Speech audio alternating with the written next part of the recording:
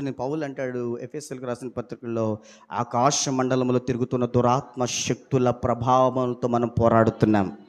హల్లెలూయా. అంధకారపు శక్తులతో మనం పోరాడుతున్నాం.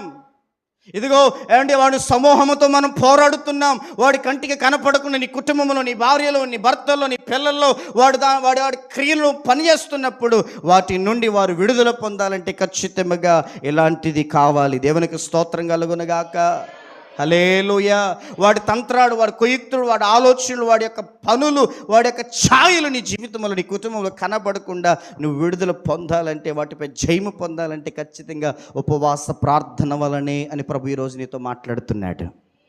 హల్లెలూయా.